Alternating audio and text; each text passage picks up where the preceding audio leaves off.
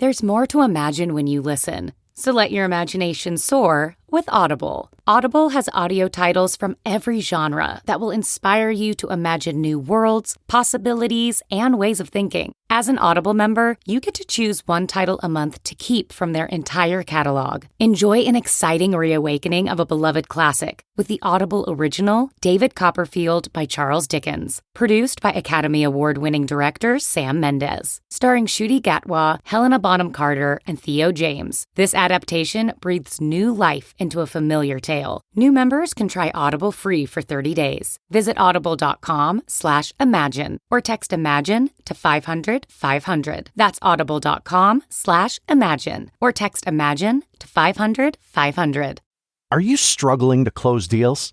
Cold outreach is wasting the time of both the buyer and seller at every stage, especially when sellers are using shallow and outdated data. Your organization can overcome these challenges with technology that translates comprehensive, high-quality buyer data into real-time insights. These deeper insights empower sales reps and teams to adopt the habits of top performers, which leads to better outcomes, like more pipeline, higher win rates, and larger deals. We call this deep sales.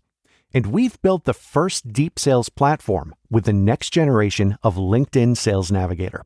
Right now, you can try LinkedIn Sales Navigator and get a 60-day free trial at linkedin.com/trial. That's linkedin.com/trial for a 60-day free trial. Let LinkedIn Sales Navigator help you sell like a superstar today. Just go to linkedin.com/trial and get started. Welcome to How to Survive with Danielle and Christine, the show that teaches you how to survive the things that can kill you. Like New York City rats, book bans. How about robber crabs? Ooh. And the things that just make you wish you were dead. Like not being able to find your seat at the coronation. Oh, the worst. Wearing a cardboard bow tie. Mm-hmm. How about being robbed of a childhood? Yeah, those are all bad things. Oh, yeah? I thought of a good thing. What? Theme song. Yay! Ground is shaking under our feet. Mountains on fire, flooding in the street. Can't breathe the air, can't fight the feeling. Gobbling down Xanax ain't the way to be dealing. Gotta do better than just getting high. We gotta stick together if we're gonna survive. Ooh, how to survive. Ooh, how to survive.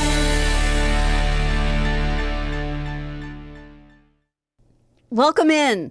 We don't have to say the whole thing anymore, but No. just so you know, I'm Danielle. And I'm Christine. And now you can tell the difference in our voices. Well, your dad can't, but No, it doesn't matter. I know. He's not listening. He's not our target audience. Dads, 86-year-old men with our dads are not our target audience. hearing aids. Right. But I would say that's right. dads are. Dads are. Dads are, just not our dads. Dads and moms. Yeah. And Yes. and you know, people who are dads and moms to cats and dogs. Yes. Or possums. What did they call them? Like, I'm a dog mom. Yeah. Cat dad. Fur babies. Fur babies. Benjamin came so close to coming into the house today. Benjamin's back?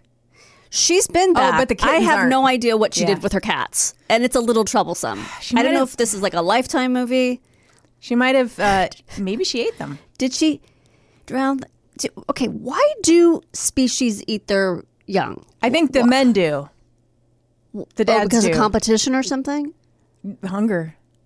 Hunger. I don't know. But it's cannibalism. Like, why is that?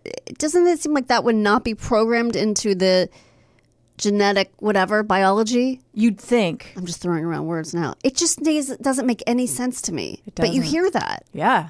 I don't know. She stashed them somewhere, I hope. It's just so weird that I don't know. To me, it's just very strange that I can't find them. She's going to be bringing them soon. Oh, to get fed. I think so. When she stops, well, they don't call it breastfeeding when it's a baby. What do they call it when it's a cat? Nursing. Milking. So she almost came into your house. She came so close. The other cat's like, we have this one dumb cat, poor thing. I think she's blind. Mm-hmm. I think she's blind, or at least partly blind, because she's got this like dumb look, and you're like, you're not really making eye contact with me, but you're looking in the general area. Anyway, she comes to the step because she wants the food. Okay. I go and get the food. Yeah. She runs away. What did you think was going to happen? why are you there? If not for food, do you think it's going to magically appear without me opening the door? Maybe she thought you were going to get a gun She to shoot her. right, but every time? I don't know. They don't have a good memory, maybe. Yeah. So Benjamin almost put her foot like over the threshold. Aww. Like if I had encouraged it, I can't encourage it, but if I did, I'm thinking she might have come in. I have some catnip for you. An actual Do you plant. really? Oh, you do? I bought it for Mandy because Right. You said he eats all the plants. he eats it. Right. But he is not interested in eating So the one plant I weird. bought for him. Now I kill every plant I make eye contact with. Is that going to be a problem? What do you do with catnip? I haven't done anything and it's just thriving. Oh, okay. So Thanks. guess nothing. Okay. I should have brought it today. Oh, I thought you said you brought it. Okay. No, but I'll bring it next time. All right. And then it'll be yours and you can put it out for your kitties and they will hopefully love it. Oh, good. I hope so. And then they'll get all high and they'll roll around on their backs. Yeah. and So like- what is it? Why do they literally get high, or it calms them down, or what is the I concept don't of even know. catnip? I think it kind of revs them up.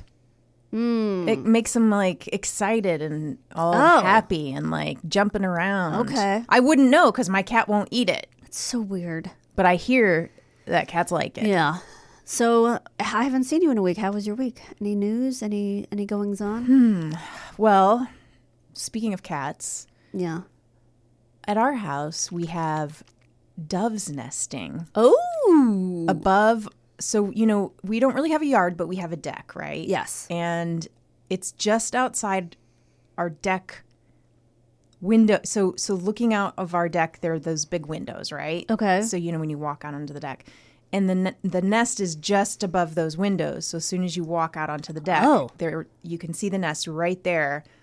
And all day yesterday, I was sitting at the kitchen table sort of looking out, over the deck. The doves were just, I don't know if they were building their nest or if they were just doing this to torment the cat. Oh. They were just like going back and forth from the nest to like out to the trees. So I assume they were either they have to be building They're going it. to get, nesting materials. I wonder if they've put an ad in Angie's List, maybe for some help. They should talk to Benjamin. They should. He knows how to do it. Yeah.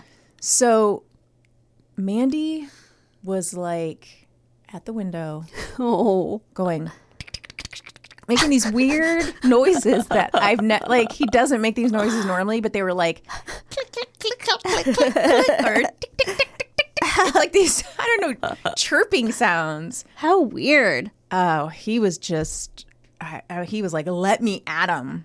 Wow. But does he go outside, Mandy? No. No, because He he'd get would. eaten by a coyote or something. Yeah, up he there. would if we let him. I Yeah. think he would be he tries to sometimes, like if we leave the door open, like going out, our laundry room is outside. So he would. Oh, you mean where we recorded the theme song Oh, to right. this show? I should have said, AKA the recording studio. Exactly. Thank you. Thank you. But we can't. I mean, it's hard because I kind of want to let him go out because it seems like it would make him really happy. But then, yes, he would be eaten. Well, anything else going on? God, I wish I had more except those know. cat stories that are fascinating everyone. Any program watching? Let's see. Well, of course, I watched Succession. Not going to say anything. We're caught up now, believe it or not. Good. Yeah. I haven't watched much. I thought I was going to start watching the other two because it's back and it's Oh, my yeah. favorite thing. Oliver and I watched it. I love it so much. Yeah. Well, Slightly different tone this Okay. season. I don't care for it. No. It's good. It's good. I mean, they put out the first two episodes. It was just interesting. They're just kind of a little bit. It's good. I like it. Do you watch it, Karen? I forget.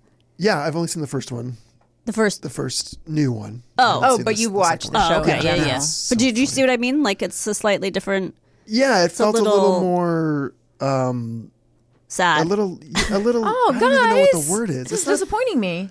But it's not bad. It's Okay. still good. It's still good. It's just a different take on like All what's right. going on. Maybe slightly more realistic. yes, a little heady. Don't bury. They better not go bury.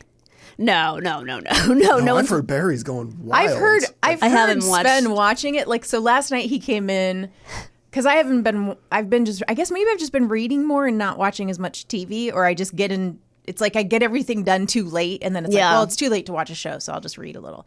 So he came in last night into the bed with his phone watching Barry and eating a popsicle. Oh my God. And it was like- that's torture on so many levels. And I was like, hey, can you wear my headphone, like, you know, my Yeah. earbuds while you, and Right. because I could hear NoHo Hank, but he was even not being fun. Like, he was like, listen, Barry, I got to talk. Like, and he was so sad sounding. So I was trying to focus on my book, but like, to No, me, it's I like, can't- unless we're watching TV together, I don't want to hear any TV in my bed. no, Like, I just need I can't read while something else is going on. yeah, so I was like, can you please? But it sounded so depressing, and I was really happy with my decision to bail Right. on Barry. Like, I haven't decided to do that. We just haven't started it yet. well, let me know what you decide. Okay. If everyone is done, I'm done. I got nothing. Yeah, you guys Garen? aren't watching The Diplomat, right? Is it just me I watching still that? haven't started it. I just haven't had as much time. Well, I haven't had any time to watch on my own. And that's, I think, a show I would watch on my own. You don't think So- Jimmy would like The Diplomat? He might, but we basically we only have time to watch TV as a family. Okay. The only reason I'm caught up on Succession is, for some reason, on Sunday, Oliver got tired and went to bed at 9. So Jimmy and I could watch Succession. Okay. But other than that, he may have been tired out because he had his first 2 driving lessons this weekend. One with Jimmy and one with me. How did that go? Were you nervous? I wasn't nervous at all. Jimmy was way more uptight about it, from what I understand. We did it in 2 different parking lots. And the first few times Oliver stopped really abruptly, I laughed. Yeah. And then it wasn't funny. It was just annoying. You laughing was annoying to him. No, me. Oh. No, it was annoying when you're like, Oh, it was annoying to you that he was doing that. Got it. Yeah, I laughed because Jimmy had warned me that that's what he does. Yeah. But yeah, no, we just did the parking lot stuff and turned, parked, reversed, straight, stop. The basics. Yeah. So I don't know how you go to the next step, but I guess we'll figure it out. Oh my gosh, he was Yeah. just a baby. I in his know. crib. I know. Why is this happening? That's weird. So anyway, that tuckered him out, I guess. Yeah. Yeah. Plus 3 hours of pickleball. So Ooh, yeah, because he's on the big leagues now. I moved over too. What? Way to bury the lead. Well, I really belong somewhere in the middle, and there is no middle, so it's sort of frustrating. Because literally on one side, you're playing with 70-year-old people who are stopping because there's a caterpillar on the that thing's moving too fast. on the ground, and he wanted to save him, which was very sweet, but Yeah. it took way too long. That's literally one You're side supposed of to smear the caterpillar. smear the caterpillar, exactly. And then on the other side is like no nonsense, Yeah. like hard hitting people. So Andrew Agassi. right, I was lucky enough to. This one guy was very sweet and like gave me some tips, which did help. But it's just like, can there be a middle ground? I don't Just like there's no middle class. exactly. That's what happened. You need the middle class of pickleball. I blame Reagan. You should. Yeah, for the middle definitely class his- of pickleball. Yeah. Pickle down economics. Oh, Garen. that could be some swag. I think we're ready. Okay, Garen and I don't even know what the topic is today. I already have my glasses on. I see that. I've had them on for a while, so there's no shift to glasses. But I am going to start the segment by showing you a picture. Oh, Okay? I'm going to oh no, I'm a little worried. I'm going to show you this picture. Oh, jeez. Okay, Can you see it? okay. So for the audience, I'm just going to describe it what it looks like to me, Okay. not knowing what the topic is. It looks like the creature from Alien on the side of a trash can, like one of those rubber outdoor trash cans, who is trying to get into it. Yeah. Okay. The face hugger from Alien. This The is face hugger, yeah. called a coconut crab, also Okay. known as a robber crab, also known as a pinch crab, not a pinch crab, also known as a palm thief. Ooh. We're going to talk about these coconut crabs / robber crabs, as they're also sometimes known. Okay. It's a little bit of a different episode because how to survive them is not necessarily something most people are going to have to worry about because As opposed to piracy. as opposed to piracy. Most of us are not going to encounter them in our life. Okay. But I don't want to assume that people aren't going to go to the areas where these crabs are, or that we're going to interact with them, or that they're not necessarily aggressive. But I just want to talk about them because they're incredibly fascinating, and some of the things they have done to people are really fascinating. Okay. And I have a really interesting story. So Love it. it's all going to make sense. Okay. I'm buckling up. So they are actually hermit crabs that live on land. They can grow to be 3 feet across Holy shit. and nearly 1.5 feet long, and they can weigh as much as 9 pounds. This is the largest species of land crab on Earth. Okay. I'd never heard of them until I decided to make them our topic today. So they can be many different colors. They can be deep blue, red, purple red, or any combination of the three. I'm going to talk about their appearance. Their left claw is slightly larger than their right, which is the case for most species of crabs, actually. I didn't know that. It's a phenomenon called asymmetrical chellae, if I'm pronouncing that right. Okay. Any crab experts can totally Sure. let me know if I'm wrong. How do you spell Chele? Chelae.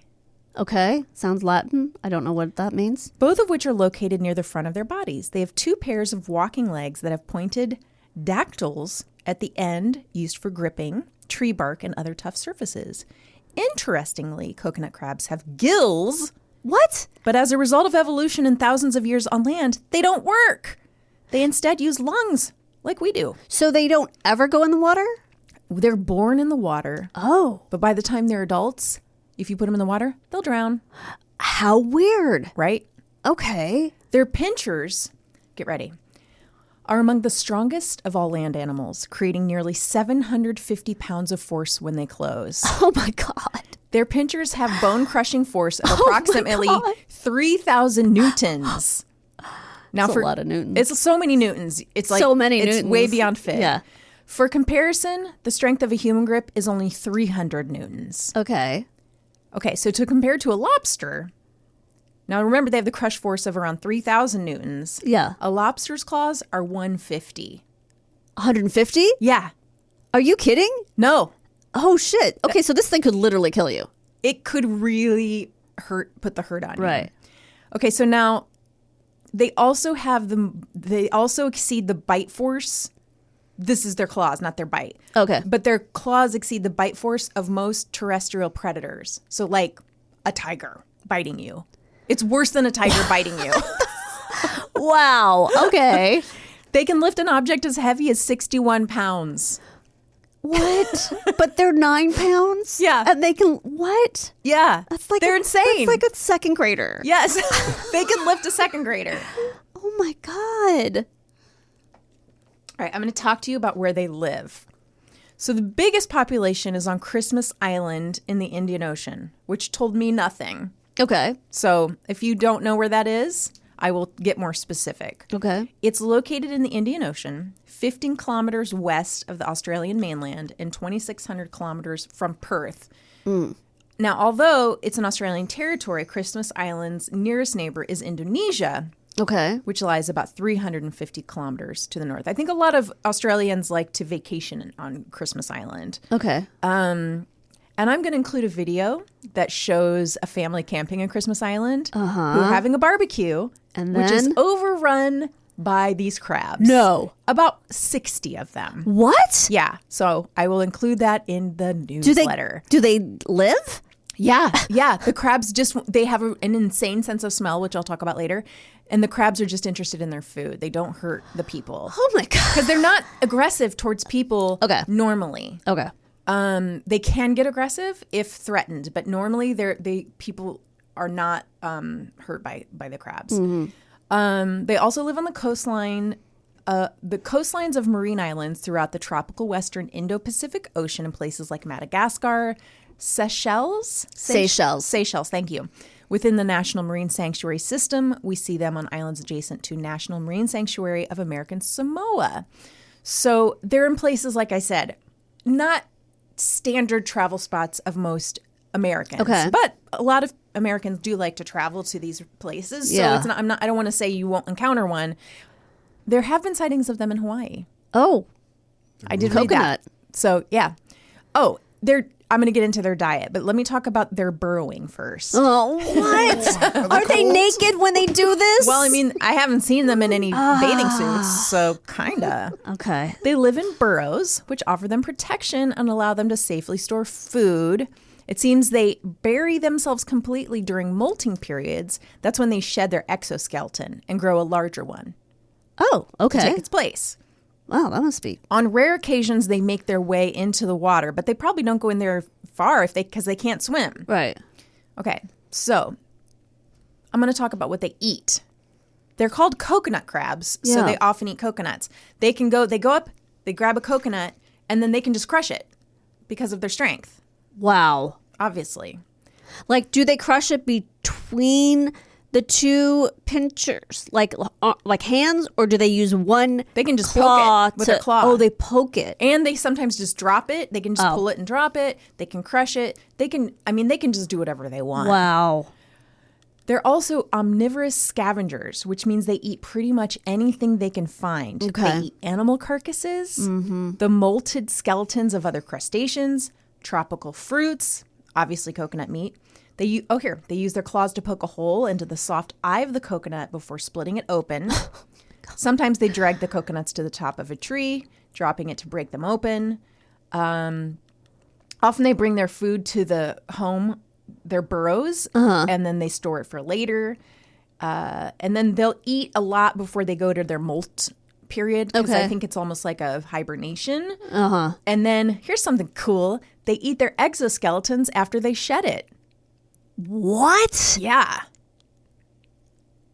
Gross. Well, I mean, that's using the whole, Yeah. I mean, It's very resourceful, and it's very ecological. a lot of people eat their fingernails.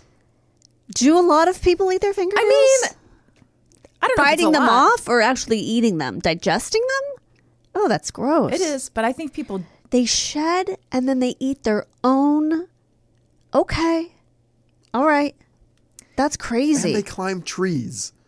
Yeah. They're climbing trees and throwing They're coconuts sucking on your face. You probably want to know your next question. Obviously, is probably, hey Chris, can I eat one? Well, I did wonder that. No, I did, because crab Yeah. meat. Yeah, I did wonder that. I mean, I don't think you can get this at Red Lobster, Okay. but let's talk about it. So, they're nocturnal and they do have claws that can dismember you. So, they're not easy to hunt. Okay. On the various islands where coconut crabs make their habitats, they are killed and served up as a delicacy. Okay. Some even consider them an aphrodisiac. Hmm. However, sorry. Their behemoth size means they can provide a lot of crab meat. Yeah. So some local communities have come to rely on them as a food source or to sell. Uh-huh. Unfortunately, the unsustainable hunting has had a major negative impact on this species in certain areas that's made them Right. vulnerable. In fact, on Christmas Island, they're protected species. It's illegal to hunt them there. Another reason you shouldn't eat them is that you can be poisoned Oh. by eating coconut crab. Okay, I'm going to talk about this now. So there have been several circumstances where the crab ate sea mango, okay, which sounds delicious. Yeah. But it's a coastal tree that contains extremely strong poison. Oh my gosh. And then this causes the coconut crab to become toxic when it's consumed by humans. So it doesn't kill the coconut crab, but it could kill the eater of the coconut Yes. I'm going to share a story about this crab. Okay. exact situation. On the Loyalty Islands of New Caledonia, you know, I just learned about this on Jeopardy last night. Really? Yes, Caledonia means Scotland. So it's New Scotland. Huh. I don't know why Caledonia means Scotland, but that was a question on Jeopardy. I love this. It's halfway between Fiji and Australia. Exactly. So Scotland. I don't know why. The locals consume the coconut crab despite the knowledge that it could at times be toxic. Jesus. So they're sold in markets and consumed. On one shopping trip, however, two gentlemen aged 41 and 75 bought coconut crabs together from the same marketplace, but ate them separately.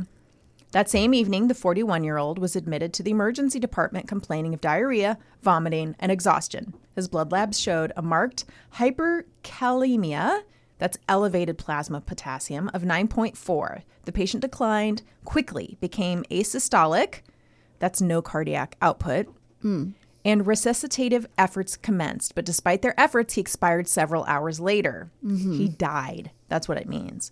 The next morning... Thanks for explaining expired. You're welcome. Next morning, 6 hours later, the 75-year-old gentleman arrived at the ED, unaware of his friend's death. He, too, was experiencing diarrhea, vomiting, and exhaustion. His potassium levels were rising, and soon he went into cardiopulmonary arrest. He was given atropine and resuscitation, but died an hour and a half after admittance. Okay, so those two died because they ate the crabs. The scavengers, the crabs, happened to eat sea mangoes.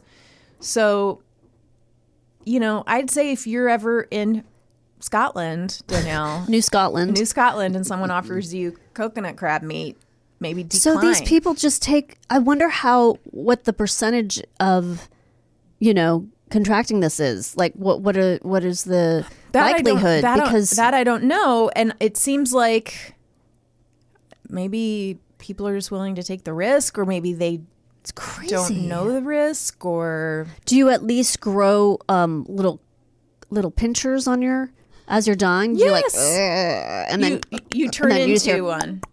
Yes. And that's your click, click, click, click. That's the last sounds you ever made. Click, click, click. Yeah. Click, click, dead. Click, click, dead. Yeah. Of course. I'm going to put this in our. These two things in our newsletter because I think they'll be really interesting for people to check out. The one is a camper waking up in, I think it's Japan. In his tent, he hears a noise outside of his tent, and it's a coconut crab holding a knife at him, holding it like the right way and pointing at him. And he has it on video. Like what they do in cockfights. Like yeah. They just tie a and knife. He's just like holding it and coming at him. And the guy's like, I'm going to take that from you. Thank you. Oh, really? He just took it and it was okay? Yeah. And there's another video. I think it's a video, or at least it's a bunch of pictures that are pretty interesting. It's on a golf course, and the coconut crab gets up on the guy's golf clubs. And he's like trying to get he's trying to get the golf club back from the coconut crab, and the coconut crab just snaps it in half. No. Yeah. Wow. It's wild. That's crazy. Yeah. It's video of this? I think I'm not sure if it's video or if it's just a bunch of pictures. The video, the knife carrying crab is a video. Oh gosh, I can't wait. But that sounds amazing. The one with the golfers might just be pictures. Wow. But they're both great. Okay, so this is something I'm really excited to talk to you guys about. And I wish I had 10 pages more on it. Okay. Buckle up. Okay. One of the many theories pertaining to the disappearance of famous aviator Amelia Earhart Come on. Oh, I've heard this. You have? Yes. is that the pilot crash landed on an island in the Republic of Kiribati in the Central Pacific Ocean. Specifically, experts believe that the tragedy took place on Niku Maru Island, which is historically abundant with coconut crabs. Oh my God. The International Group for Historic Aircraft Recovery has hypothesized that Earhart made an emergency landing on the island and eventually died, but her body was never found because it was dragged away by massive coconut crabs. The organization has even attempted to test the theory on several occasions. How? I'm going to tell you. Okay. Besides eating their own exoskeletons, the crabs have been known to feast on chickens, kittens, and fellow coconut crabs. Jesus Finding Christ. these delicacies requires a bit of sniffing around. Some believe this excellent sense of smell, in fact, led the coconut crabs to a dead or dying Amelia Earhart. In 1940, researchers discovered a fraction of a skeleton on the island that matched the description of Amelia Earhart. Now, even more interesting clues are arising that seem to substantiate the idea that this is where she met her demise. The most compelling hypothesis currently under consideration is that coconut crabs overwhelmed her where she lay. Oh my God. Researchers carried out an experiment to validate whether the coconut crabs had a part in her demise. Back in 2007, they used a small pig carcass to assess what the coconut crabs might have done. Mm-hmm. Did they put little aviator glasses on it and a scarf? They did. They gave it a little short haircut. Yeah, so cute, stylish. Yeah. Jumpers. They used a tall, thin pig. A goat. Yeah. Pig. I mean, yeah. It was hard to find a very lean, tall pig. So hard. They searched and they found one. Yeah. The bones were removed very quickly and scattered, according to Patricia Thatcher, TIGHAR's president. The issue is far from settled. However, as BBC Future reports, the evidence on Nico Morrow could turn out to be an odd coincidence and wishful thinking, meaning that the castaway's bones actually belonged to some other poor stranded soul. In this scenario, Earhart simply crashed into the ocean and died on impact, probably a preferable ending to being eaten by giant coconut crabs. Oh my God. I mean, my first image was them under her, like Gulliver, like just carrying her, like, Yes. 10 coconut Back to crabs. where they molt. Yes, just carrying her, like her lying down prone and then just carrying her over their shoulders. Well, I don't know if they have shoulders, but Let's just say they do. yeah. So they found these 13 bones. And that's another reason they were like, it's probably the coconut crabs, because coconut crabs will eat the bones too. And they were like, a person has, what do they have, like 206 bones?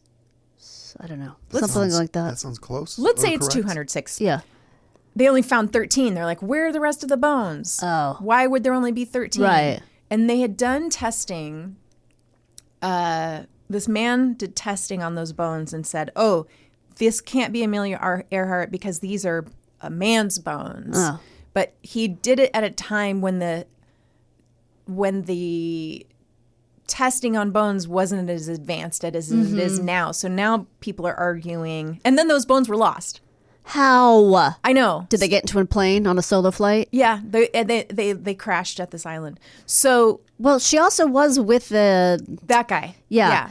But So- the bones were determined to be from someone that was like 5'8", and that guy was like 6'2". Oh, okay. So they were like, it's a man's bones, but they didn't think it was his Okay. bones. Got it. But their point is that guy's testing isn't as advanced as it is now. So those definitely could have been her bones. That's what experts are postulating now. But they were lost. But then they were lost. Isn't that so That's dumb? crazy. Like, how do you lose 13 bones. bones that are possibly connected to Amelia Earhart? The crabs came and took him back. Yeah, the crabs are Yeah. like, these are our bones. Yeah. Wow, that's an amazing story. I can't decide if I'm rooting for that to have been Amelia Earhart or I think I am. I mean, honestly, it's kind of a sexy way to go. Noonan. Peter Noonan? Was that who was with her? I think so. He was a photographer I think he was the or the first mate or whatever they call he it. was the what's it called, the person who tracks your route and figures out the way you're supposed to go. Navigator? Navigator. I think he was her navigator. that's right. Okay. That also sounds like somebody that would have a threesome with Cary Grant. Peter Peter Noonan, Noonan. doesn't it? For sure. I'm He sure might he have. did. He might have also had a threesome with Cary Yeah, Grant. he may have. Oh, Peter. I don't know if it's Peter, but I feel like Noonan's the right word. Anyway, name. That was amazing. Oh, thank you. I can't wait to see this video. Well, I hope none of us ever have to survive a coconut crab / robber crab, but I think if you see one, it's probably not going to hurt you. I was going to say, I really wouldn't mind observing one from 10 feet away. You might. I think I could handle maybe that. in Hawaii. I mean, I don't know what Yeah. the population is in Hawaii. That's something I didn't really look into, but you do go to Hawaii. Imagine they were just like, instead of rats in New York, they were coconut crabs just coming out of the sewers. Ah, shit, there's a coconut crab on the subway.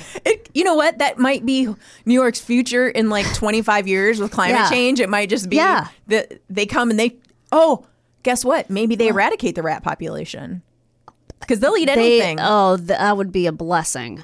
Go coconut crabs. Go to New York. Let's hear- ship them over there. Let's hear it for coconut crabs. There was some article, I didn't read it, but there was some article about how the cocaine hippos have gotten out of control. Oh, that doesn't surprise me. Yeah. Do you think if they unleashed coconut crabs in New York, that would solve the rat problem? We just said that, right? No, I was looking for coconut crabs, so no, I did not hear you say that. Jesus, why don't they? What are you drinking today, Celsius? Cut them off. I need more. Why I'm don't sorry. they? I mean, seriously, why don't they unleash feral cats on the New York population? I think there's a lot of bodega cats, Yeah. and that's the reason for them. Honestly, Yeah. I'm pretty sure that is why. But then you start a new problem because then you have, Yeah, then you have too many cats running and that's around. a problem too. Yeah, So I was looking to see how many Hawaiian coconut crabs there are. Yeah. Yeah. There apparently are plenty. Oh, okay. So- Okay, All right. Well, maybe I'll see one.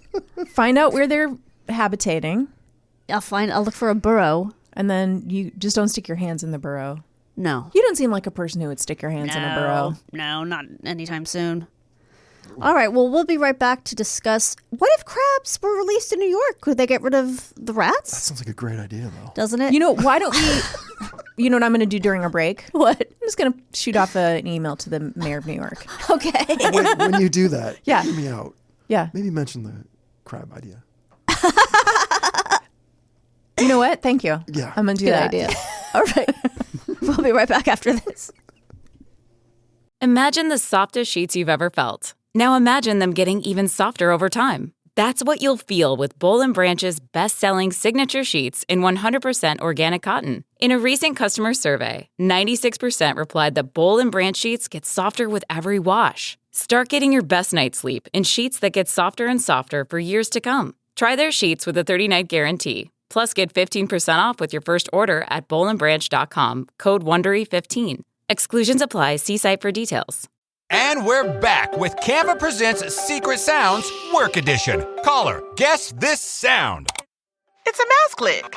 So close. That's actually publishing a website with Canva Docs. Next caller. Definitely a mouse click. Nice try. It was sorting 100 sticky notes with a Canva whiteboard. We also would have accepted resizing a Canva video into 10 different sizes. What? No way. Yes way. One click can go a long way. Love your work at canva.com. Welcome back to How to Survive with Danielle and Christine. Danielle, Christine. I wanted to let you know, and Garen, I reached out to the mayor of New York. Yeah, and what does he say? She says, Oh, is it a she? isn't it? No. I don't know. I'm Guess not what? up on the. In my story, Okay. it's a woman. Okay. And she wants to talk to you, Garen. She likes the idea of setting Robber crabs free in onto New York. the rats. To unsuspecting New Yorkers. Okay. They're tough. Yeah. We know that about people in New York. God, that would be an amazing video because you know those New York rats would fight back. You know what? This would be a good movie with The Rock. Yeah. Where he arms, he puts the little knives in the hands of the crabs. Yeah. And he's like the king of the crabs. Yeah, King. Crab King, yeah. I see an ending in Red Lobster. Yeah. And because the rats are running through Red Lobster as well. Red Lobster might not sign on to this. It'd have to be like Fuchsia Lobster. I think his hands are the crabs His hand. Oh, The Rock has hands that are crabs. of the robber crabs. But he's like the king of those crabs. Are you saying The Rock is a crab? No, he's still the Rock, but his hands are crabs. He's had them crabs. medically inserted onto his hands? Yeah. You know, Okay. like he's a superhero with crab hands. Okay. I really thought we were going to take the idea of putting crabs into New York City seriously. Now The Rock Sorry. has got crab Sorry. hands. No, it's just we took Well- it seriously. well, I we- emailed the female mayor of New York. Dear Sir Right. / Madam. A day when we don't have to say female mayor. All right. Well, on the first half of the show, we were talking about robber crabs, and now we're going to be talking about a robbed childhood with our very special guest, Aaron Lee. You know, can I just quickly say while Yeah. you're on this topic, I love the idea of Crab King, of the movie Crab King. Yeah, with The thank Rock. you. I mean, I'm a little concerned that it might be a little similar to the movie he made, Scorpion King. oh, which is an actual but rock did he movie. have scorpions on his He hands? did not no. have scorpions did he? on his Did hands. he, Aaron? No, he did no. not. I'm just putting it out there when you pitch. Right. I just want you to say Okay. To be aware of that. Scorpion King. It made $400 million. Well, what? Okay. How about Crab King? You're really, You know? you're so correct, Yes. Aaron. And you know what I think, though? Studios love to say yes to similar properties because they're Exactly. always Yes. afraid to take a risk. So I think Scorpion King is actually in our favor. I'm just helping you shape the pitch. Well, see, we should take advice from Aaron because he is a professional writer, and he has written on everything you kind of love: Family Guy, Superstore, which we watched every episode Superstore's of. big in our house. And did you write all the funny stuff? I bet you did. I wrote about half the funny stuff and about half the stuff that you were just like, you know what I mean? You're like, that's a pretty good track record. Yeah, it's though. not bad in baseball. That's Hall of Fame. Aaron and I also wrote together. Yes. On Rainn Wilson's podcast, Dark Air with Terry Carnation, and that was so much fun. Let me tell you something. Danielle's a super funny writer. Oh, thanks. And that's not just me being Hollywood. She's actually a super funny writer. That's very sweet. Yeah, that's true. And that was really fun. But we're not here to talk about fun speaking of writing fun, gigs. We're talking. How about here to getting talk about, robbed of a child? Yes. Also funny. Yeah, It can be. hilarious. Yes. So what's your story? Because I actually have known you for a very long time, but I don't really know about your childhood at all. Well, you know, when you guys, you know, when it's knowing the theme of the show, and I was really thinking about it, like growing up poor, you know, kind of poverty level. That I was like, that's probably the most significant thing I've survived when you really think about it. And my story is I was born in. Well, here's the thing: I was born in upstate New York. Okay. When you're talking about New York and crabs, you tell people I'm from New York, and they have this thing in their head. Right. That's and not only it was Jamestown, New York, the hometown of Lucille Ball. Oh, with that hideous statue.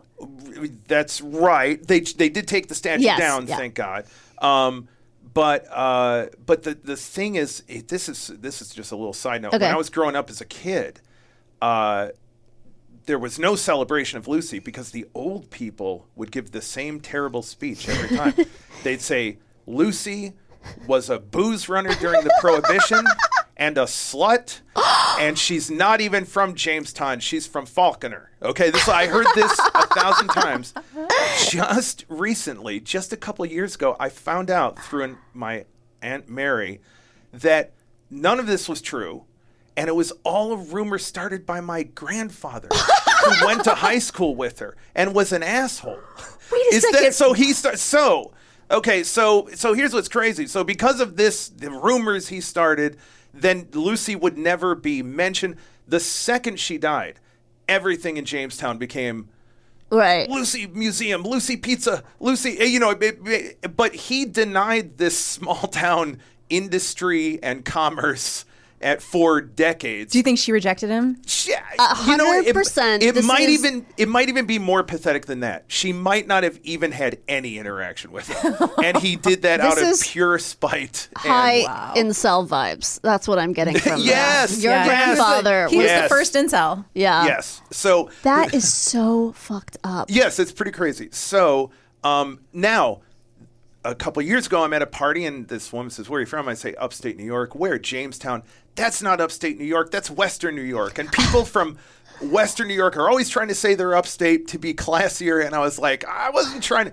But what I'm trying to get across is that Western New York, this part of New York State, is the Rust Belt. And when I was growing up, and it's been really devastated by the opioid epidemic. It's a really terrible thing there. In fact, Jamestown, New York, I want to say like 6-7 years ago, was the site of the biggest heroin narcotics ring bust in New York State history. Wow. Because they fly stuff to New York City, they go to rinky-dink Mayberry towns with no police department, they flood them.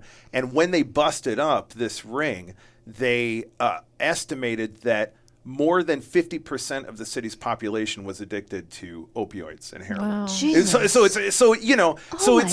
So that's the kind of place it is. The kind of setting, and you know, I grew up in the 70s with like kind of like hippie parents. You know, like my mom was 19 when she had me. Whoa. And yeah, pretty crazy. My dad was 26, and there's a thing that I was really thinking about when you grow up without a lot of money, that you always hear this cliche like, "Oh, we didn't know we were poor," and I think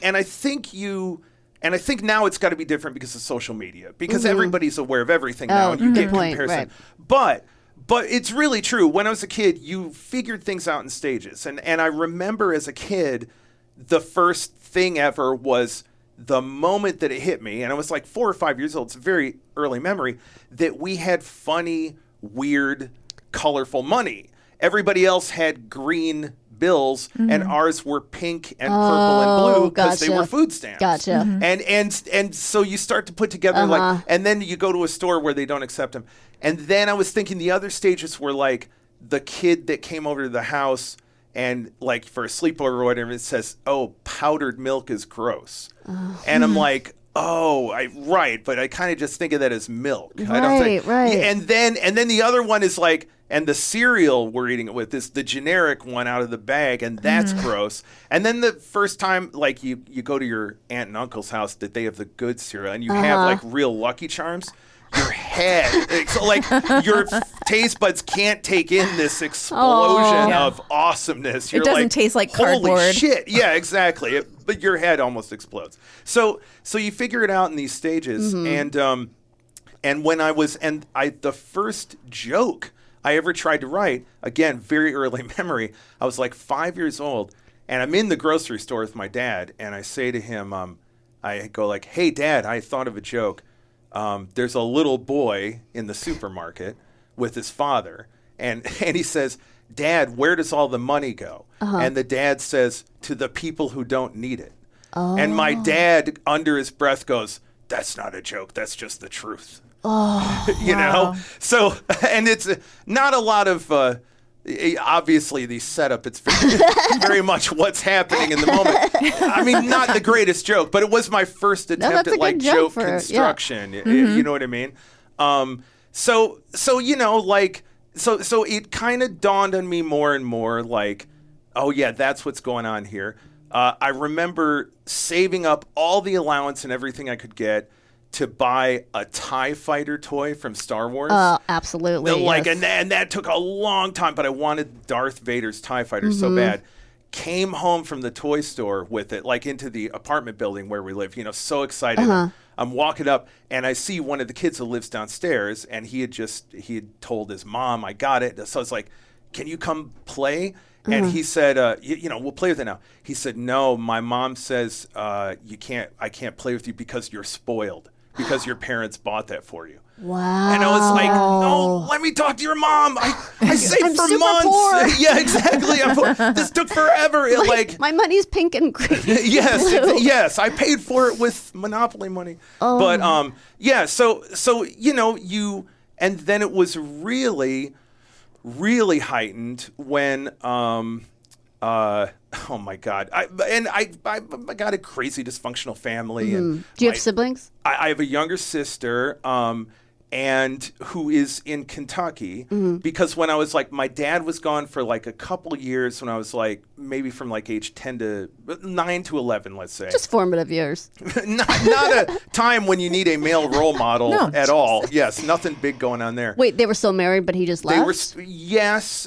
So there was no divorce or anything. Okay. It was, and he was in Kentucky. Okay. And he was like, and he had these dreams of working in theater. It was a whole thing. And so we moved to Kentucky, and now the disparity really became clear because we were the only white family living in this black neighborhood in a black an apartment complex that was all black families. And then I really feel like, so that's about like 7th grade for me. And then I really feel like I got the kind of classic, like when I'd hear old Def Comedy Jam routines about growing up in the hood, like that's when I got that whole thing of like, you know, they spray the apartment building once a month for roaches. You have to take everything out, and they put this horrible toxic spray in, and then you can't go in for a day, and then you come back, and then the roaches have built up all tolerance to this. So then you're just still filled with you know. But the thing that I remember that was fun about it was there would be a fire in the apartment building there's a lot of dysfunctional stuff going on. There's a fire in the apartment building every 2 or 3 months, I would say. This is a big part of living in this kind of situation. I don't feel like I've seen the Def Comedy Jam routine. I'm sorry, were these projects? They were not projects. Okay. They were not projects. Okay.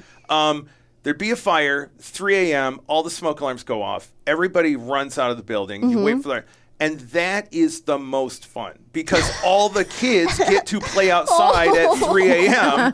while you wait for them to put the fire out. Yeah. So that would be a blast. Like you would full on have like a kickball game going or whatever in the middle of the night, which is fun. You're running around and then you go back. Why were there so many fires? Well, because cigarettes? Because people are, they're doing stuff and they're falling asleep and they're... Okay. Things happen. Okay, gotcha. Things happen. All right. I mean, I remember one fire that started because my best friends were 2 kids named Dickie and Ray, and Dickie took a home ec class at school where they taught him how to make donuts. Okay. And here's how you made donuts. You took the frying pan, you filled it with vegetable oil, and then you took Pillsbury dough and you shaped like a donut, you put it in. And Dickie started a grease fire at home at like around 10 o'clock at night. Yeah, that was one source of a fire. Probably a lot of faulty wiring too. I'm guessing they weren't up to code. There's many things that the every roaches couple may of have months, started it. Yeah, the roaches were like, "Get us out of here." Yeah, or like stop it with the fumes and I'm just gonna burn this place down. But So that's the kind of context I was in. And then in 8th grade, because I was a smart kid, I took like there was like a program where you could take the SAT early. Okay. And I took it in 7th grade. Whoa. And I got this high score, and because of it, I got a scholarship to the most expensive private school in Kentucky. Whoa! That was in Lexington, Kentucky, for high school, starting in 8th grade. Oh, wow! 8th grade through senior year. Going to school with the governor's son, had to wear a jacket and tie every day, like very strict dress code. And now I'm like living in it's like 2 different worlds. Completely 2 different worlds, and very obvious that I'm the poor kid at school. Oh, okay. Because I even with uniforms, not uniforms, jacket and tie. So I have to go to the Salvation Army. Got it. Buy old used clothes and wear them to school every day. And my dad is working at the Lexington Children's Theater and drives their van. We don't have a car. Okay. So I'm getting dropped off from school in this like rickety, smoke van that says Lexington Children's Theater. So now I was in a really weird, split life. And and now it's very clear that you're poor. And like now there's no escape from it. Would you ever have friends over to your apartment? Yes. Oh, okay. My best friend Noel. Oh God. I'm going to tell a story and I'm comfortable telling it. And if you guys feel like it needs to be cut, please feel free. But I'll let your judgment will be better than mine. Okay. My best friend Noel came over. He met Dickie and Ray. He has a great time. This is 8th grade. Okay. It's 8th grade. We have a great time. We're running all around the apartment building. We're drawing comics together. That was our big thing. We're just having a blast. And then Noel pulls me aside at one point privately, and he says he's really upset. He's really shaken. And I was like, what's going on? I didn't know if somebody had said something weird to him or just being one of the only other white kids. And and he says, you were out of the room. You were dealing with this. And Dickie and Ray were talking to some other kids in the neighborhood, and one of them used the N-word. And I was like, he's like, you gotta talk to them. You gotta tell them, like, that's wrong. You gotta talk to them. And I was like, That's Noel, hysterical. sit down. I'm gonna explain to you how things work. There's a certain Oh my God. within certain areas. This I had to have the talk with him. Oh my And, God, that's amazing. Yeah, so Oh my that's what I God. remember about like friends coming over. Like, Wow, like you said, just culture clash. Yeah, big old culture clash. That in terms of, and I don't know how you guys, in terms of the theme of your show, How to Survive, I really do think that was really crucial, getting that experience of like, especially coming out here, like, here's how you move among different worlds. Here's how you move among different social strata. Here's how these people behave. Here's how these people behave. Often, and I'll tell you what, like, I always remember at the school, we did a musical performance, big musical performance in front of the whole school with all the parents. And like 2 days before, the teacher says, "Oh, and by the way, all the boys have to wear red bow ties."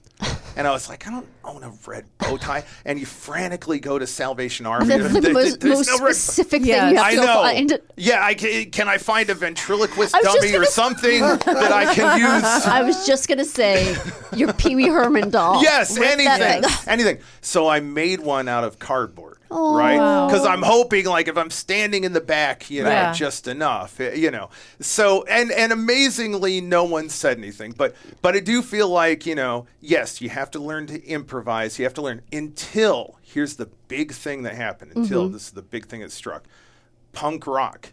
Until I discovered punk rock. And it was like, being the poor kid is cool. And the clothing style is ripped up, old, messed up clothes. And we hate you rich people. You're snobs and you suck. And then the rich kids at school want to be punk rock too, and they go through their phase. And we're talking about like late 80s. They discover it too, so then they want to hang out with you to prove that they're cool. Really?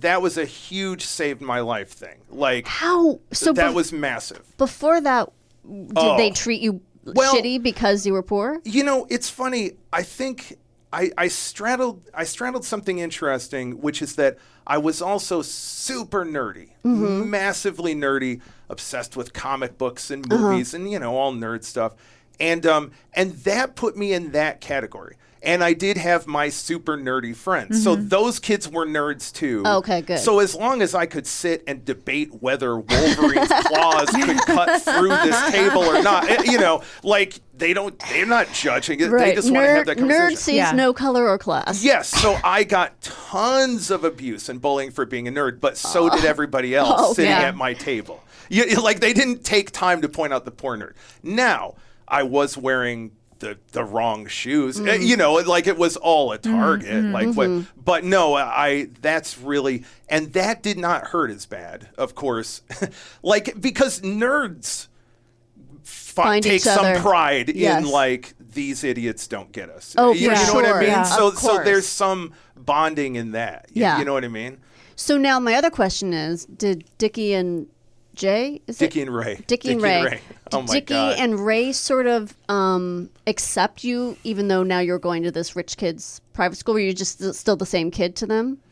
Yes. Yeah, they did. Yeah. They were, and then after high school, we kind of drifted apart. I didn't see it for a while. And I want to say like maybe 4 or 5 years later, I was at kind of like a punk rock show, and I'm in the crowd, and suddenly a massive guy comes up behind me and lifts me up. And these kind of things would happen at punk shows, but it's still scary. Sure. Yeah. And I looked down, and it was Ray, who I had met when he was 9, and he's now this huge punk rock kid in a trench coat. He's a black punk rock kid? In a trench coat and stuff. And well, there's a huge history of black punk rock. I didn't know that. Oh yeah, we can. I'll come back for a whole other episode. Okay, about that. I did not know that. But yeah, he's holding me up with a big smile. Oh, that's so great. Yeah, that was fun. But those Dickie and Ray, they were really funny kids. They were really funny kids. They were great. That's so lovely. Yeah. Wow. So. Did your So when you told your parents you wanted to move out here and, your dad was involved in theater, so I imagine, but were they terrified for you? Like, they should have been. Yeah. They weren't. They should have been.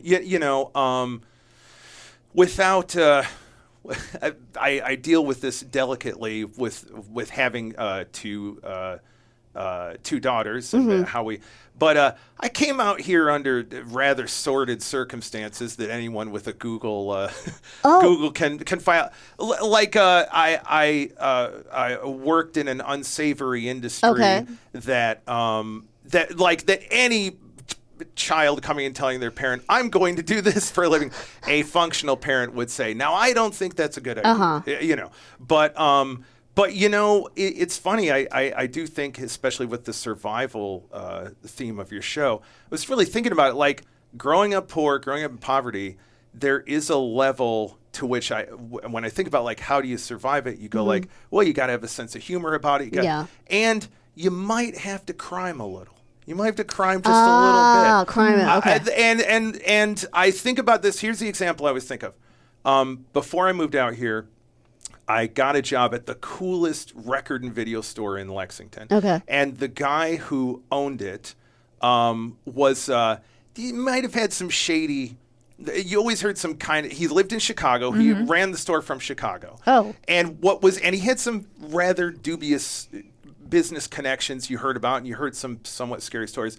But I loved working there because he loved weird movies. And he came in and talked to me. It was like, oh, this kid's great, because I knew every cult movie. Right. And so he put me in charge of the video store, and he said to me, this is mind-blowing at times. Think of this in Lexington, Kentucky. You have an unlimited budget. You can order as many movies for the store as long as when I come to town once a month, you can hand me a stack of 10 fucked up movies that are going to blow my mind. And I was like, I can absolutely do that. How fun. It was the greatest. It was the absolute greatest. So while I'm doing this and I realize I'm going to move, I get the opportunity to move to LA. I'm also in charge of the register at night. Over a couple of years, I steal, I'd say probably about $5,000 from this store. It sounds like everybody who's worked in mom and pop retail has done this, but okay. Yes, yeah. I steal a bunch of money so I can get the plane ticket, so I can, Oh, gotcha, gotcha. Okay. And then, however many years later, you get out here, you grow up a little, maybe you get some therapy, maybe you get some help here or there, and you realize, well, that was wrong. And I go, oh, I got to call this guy. And I got to tell him, hey, I stole money from you, and I can pay you back now, And but I'm kind of scared. Right, because you're still a kid. Right, yes. At the moment. So, well, I'm scared also because I've heard some stories about things that have gone on. With this guy. Yeah. And I call him, and I say, hey, I got to tell you, I think I stole I'm approximating, I did like $5,000, and he was like, oh, you did? And I was like, yeah. And he was like, oh, how about that? Like, not surprised at all. Like you're saying retail. And I go, yeah. And I feel like, I want to pay you back. I can't do it all at once, but I'm going to send you checks. And he goes like, so this is like a My Name is Earl thing?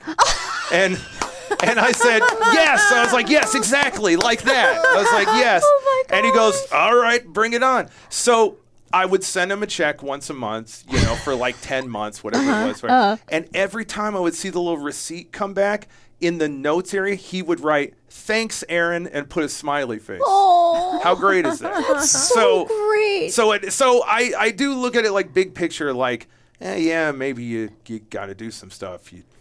But don't make it too bad. Right. Try and make up for it. And look, you were in a position, thank God, to make up for it and to own it. Yes. Oh my! So is this My Name is Earl? That's fantastic. So funny. Yeah. Wow. Thank God for that show, because I feel like it made a template for anybody who guess. is an ex-scumbag wants to try to make things better. God, that's amazing. Well, oh my God. And what was your mom working during this time when you were kids? Yeah, my mom, I would imagine if your dad's working in a children's my theater. dad, the thing was, it's like dysfunctional all over the place, but my mom was really the only one working, and she was often, that's another, you want to talk about the culture clash growing up poor thing. It's like my dad was trying to go through school to like get a degree to stuff. My mom is supporting him, but then it would be like, we don't have enough money. He'd have to take a job at McDonald's, and then I'd have the kid at the rich kid school to go, I went through the drive-thru and your dad gave me the burgers, and I was like, yeah, he was just helping out, he's just hanging. But yeah, so it's a big. But my mom worked consistently, and the two jobs she had. One was working at Rupp Arena in Lexington. She did like their accounting and bookkeeping. Am I supposed to know what Rupp Arena is? It's a basketball. It's the big basketball arena there. So yes, okay. college basketball is Okay. a huge deal in that area. And she got a job working in their like bookkeeping department, and that was great because she got. If you could get them in time, they would allot so many free tickets to every concert. So from 1982 to 1988 or something, I saw every big arena show. Yeah, that was great. And before that, in Jamestown, New York, speaking of using words that, what that other story I told, she worked for the ARC, which was the, and that's an acronym that an organization would never have now, which was the Association for Retarded Citizens. Oh my God. Okay. And so this was a really amazing organization at the time that I often think about her work there. You talk about because I got very accustomed to spending time with families with children with Down syndrome, and when I got to the neighborhood in Lexington and went to my junior high school where I was one of the very few white kids, and it's one thing at the apartment complex, you make friends with kids. You know, it's a much different thing at school. 7th grade, walking in the first day. It's a much different thing. And I'm getting pretty hardcore bullied. And I found out that there was a special ed class. And I went to the teacher and I was like, I bet you need an assistant. And I've had a lot of experience working with kids with Down syndrome. And she was like, come on in. And so I found this place where for 2 hours a day, I was in a total safe zone. You know what I mean? From bullying and everything. Yeah. And these kids were great. We could have a great time. That's so fantastic. Yeah, it was fantastic. So that's the kind of stuff my mom was doing. Wow. Yeah. Oh my God. Aaron, such That's a good amazing. story. Yeah. This is amazing. Good. Yeah, Good. it's fantastic. All Well, right. thank you so much for coming on. Your stories Absolutely. are incredible. Well, Yeah. I hope we solved poverty. And I think we did. right? I think we did. Yeah, I I think so. we did. I think we solved the rat problem in New York and It's poverty. incredible. You guys deal with vermin. You deal with Everything. with economic strata issues. Yeah. It's Yeah, we covered. you're doing God's work here. We're here to Thank solve you. the big issues. the bigs, piracy again, and okay, and we will be right back with what did we learn today? Want to teach your kids financial literacy, but not sure where to start? Greenlight can help. With Greenlight, parents can keep an eye on kids' spending and saving, while kids and teens use a card of their own to build money confidence. As a parent, you can send instant money transfers, set up chores, automate allowance, and more. It's a convenient way to run your household, customized to your family's needs, and the easy way to raise financially smart kids. Get started with Greenlight today and get your first month free at greenlight.com/Wondery. This podcast is brought to you by eHarmony, the dating app to find someone you can be yourself with. Why doesn't eHarmony allow copy and paste in first messages? Because you are unique, and your conversations should reflect that. eHarmony wants you to find someone who will get you. How are you going to know who gets you if people send you the same generic conversation starters they message everyone else? Conversations that actually help you get to know each other. Imagine that. Get who gets you on eHarmony. Sign up today. Are you ready to learn what we learned today, Danielle? So ready? We love all parents, human animal, and human parents of animals. Yay! Competition among species for resources, mating opportunities, and reproductive dominance are all promoters of filial cannibalism. Oh, okay. That's okay. Eating your own. All right. You're young, yeah. Oh, guess what? What? Chele is pronounced Keely, like the character from Ted Lasso, whose storyline no one likes anymore. What do you say? No one likes anymore. Whose storyline no one likes anymore. People saying they don't. Yes, like I it. don't either. I agree. Let's get rid of that storyline. I liked the thing last week with the picture or the video she had taken. I thought that was an interesting storyline. You know what I'm talking about? Did you not watch last week? Oh, where she's supposed to apologize? Yeah. And her girlfriend's like, you should just apologize. And she's like, no, I'm not doing that. But the rest of it I hate. Yeah, I'm happy they gave her a girlfriend, which I think is interesting because I think they should have some more LGBTQ storylines on the show because it was very, straight. But I also am like, I don't need to see her work. I don't need a whole new set of characters. I don't like her girlfriend. I don't like it feels very spin-off. Yeah. I don't care about her world at all. think get back with Roy. That's what everybody wants. Right. Maybe she could have a fling one night with some girl in a bar. Yeah. And we can say, good, great. Right. Now go back to Roy. Yeah. Everybody wants that. Okay. Famous coconut crabs from popular culture include Tamatoa from Moana, who is a gargantuan coconut crab that hails from Lalatoai, a realm inhabited by monsters. Oh, okay. The adult human skeleton is indeed made up of 206 bones. Yay. I got something right. And you know you have more when you're a child and then they fuse together. That's a joke, right? Nope. I did not know that. It's 100% true. Very creepy. They fuse Some together. of them. Because they're just together. rubber when you're born, right? That's why you can just throw a baby out of the window That's and they'll exactly bounce. why I loved doing that. Oh. It really broke up the day. When your babies are first born, you Yeah. can just throw them out of second floor windows, Yeah. third floor windows. You can throw them off the Empire State Building. They bounce right back up I to know. you. It's so cute. In 1937, Earhart set out to fly around the world with Fred Noonan as her navigator. Oh my God, I got the last name right. It does really sound like somebody, though, that would star on Bewitched. As her navigator in a twin-engine Lockheed Electra. On June 1st, the duo began their 29,000-mile journey, departing from Miami and heading east. The mayor of New York is human male Eric Adams. We are awaiting his decision on the crabs. Okay.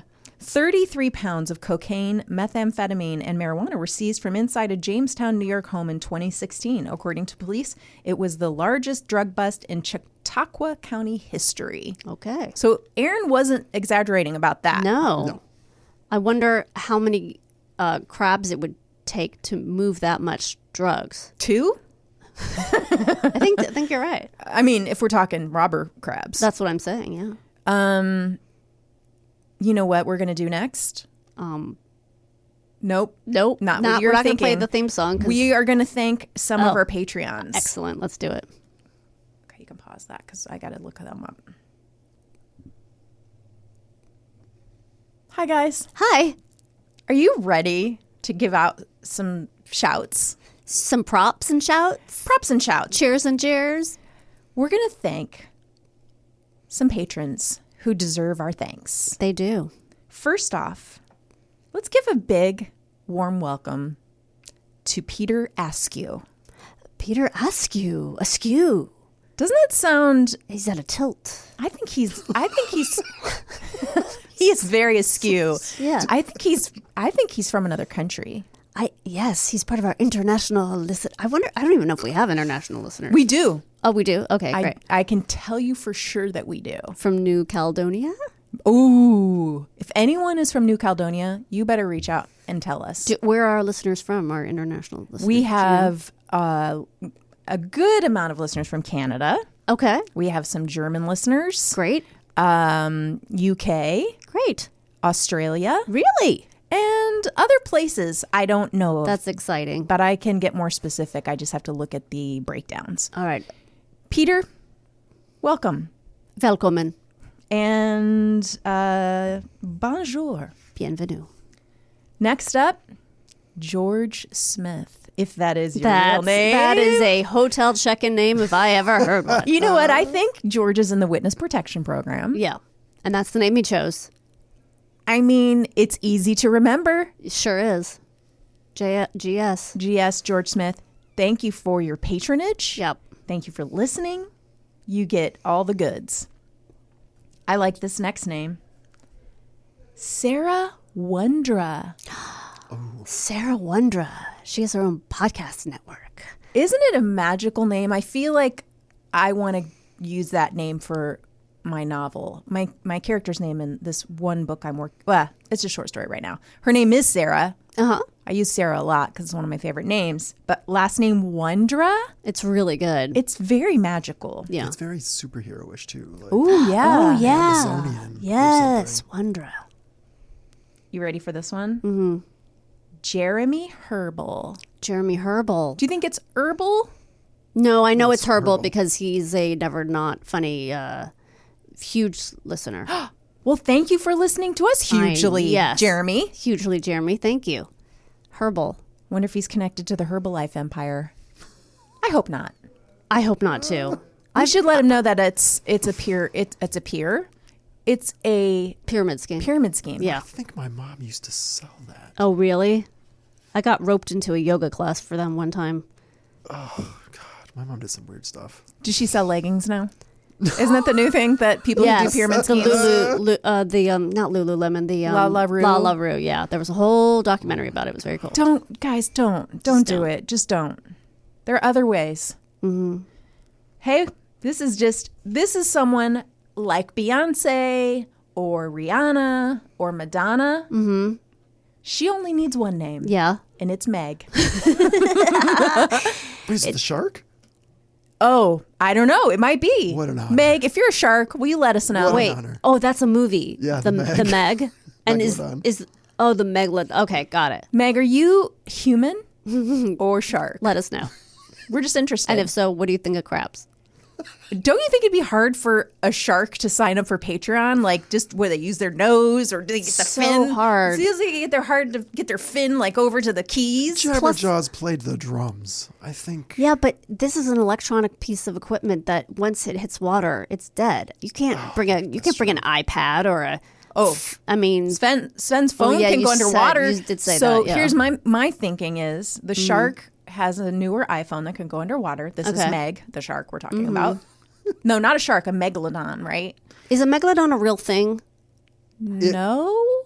It is real in that it existed. It was prehistoric. Okay, so that means people say they still exist. Prehistoric Meg doubtful. somehow still exists. I'm imagining out in the Pacific Ocean, got an iPhone somehow. You can order things from maybe somebody dropped an iPhone in the ocean and talked to text. I mean, if you can make your phone and your computer do things by talking into it. Okay. So maybe Meg knows how to talk into the phone to get it to sign up for Patreon. Look, if that's what it takes to get listeners to sign up, then we'll take anyone we can get. It's so easy. You can do it if you're a megalodon. That's our new slogan. That should be our slogan. Yep. Our Patreon is so easy. You can do it if you're a megalodon. That's right. So why not do it if you're a human? Sounds good. I mean, that's my argument. Well, I like it. Thanks for listening. Yeah. And until next time, remain calm.